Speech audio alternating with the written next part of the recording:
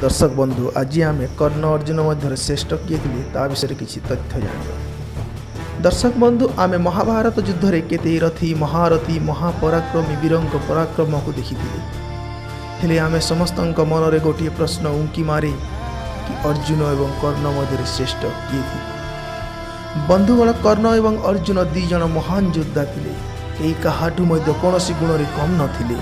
कर्णवध पर जिते अर्जुन को निज धनुर्विद्या उपर अहंकार आसी जाइतिला, से निज को ही सर्वश्रेष्ठ धनुर्धर मानिले।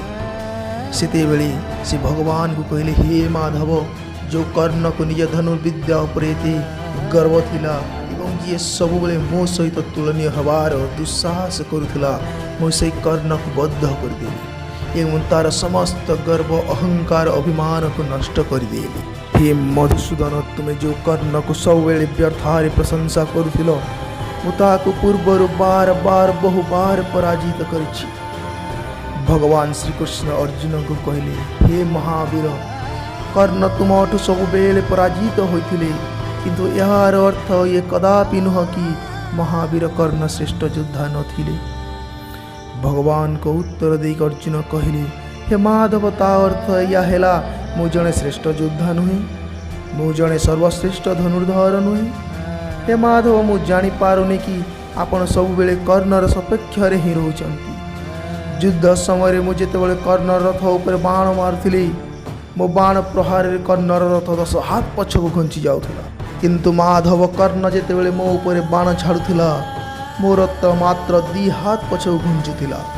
किंतु हे माधव, आपण सेतेबेले मध्य केवल कर्णर ही प्रशंसा करथिले, मोर नुह। हे माधव, जेतेबेले आम दुहिंक बाण शक्ति उपर एते पार्थक्य थिला, तेबे कौन मु सर्वश्रेष्ठ धनुर्धर नुहे मधुसूदन? सही समय रे भगवान श्रीकृष्ण कहले, हे पार्थ, तुमे मोर मित्र, तुमे मोर सखा मध्य, सेथिपाई तो मु तुमको मो विषय रे समस्त तथ्य जणाइछि, ताहा सहित मोर दिव्य विराट रूप मध्य दर्शन कराइछि। तुमे तो जानिछ, हे महावीर अर्जुन, जो रथ स्वयं महावीर हनुमान तुम ध्वजा तुम रथ ऊपर विराजमान थिले, आ स्वयं मु निजे वासुदेव श्रीकृष्ण ये सारा संसार ब्रह्मांडर शक्ति को नहीं जो रथ ऊपर विराजमान करथिले, सेई रथ को केही छुंची मुन जाए हेले पछ घुंचाई पारिबो? तुम्हें निजे निर्णय कर पार्थ कि जेतेबेले कर्णर प्रहार रे तुम रथ 2 हाथ पछ घुंची जाउथला एवं तुम प्रहार रे कर्णर रथ 10 हाथ पछ घुंची जाउथला, तो कहा बाण रे केते शक्ति थिला तुम निजे जानी पारुथिबो। हे अर्जुन, जानिबा को गले कर्ण तुमर प्रथम शत्रु नुह, तुमर परम शत्रु होउछि तुमर अहंकार एवं ता अधीन रे आसिकी तुमे भाविज तुमे कर्णर वध करिछ। हे पार्थ, हे महावीर, कर्ण वध पाई तुमे केवल गोटे माध्यम थिल, वास्तव रे कर्णर वध भार्गव परशुराम को अभिशाप पाई ही होइथिला एवं याठू मध्य विराट सत्य हेला कर्ण एही युद्ध जानिकी ही हारिथिला।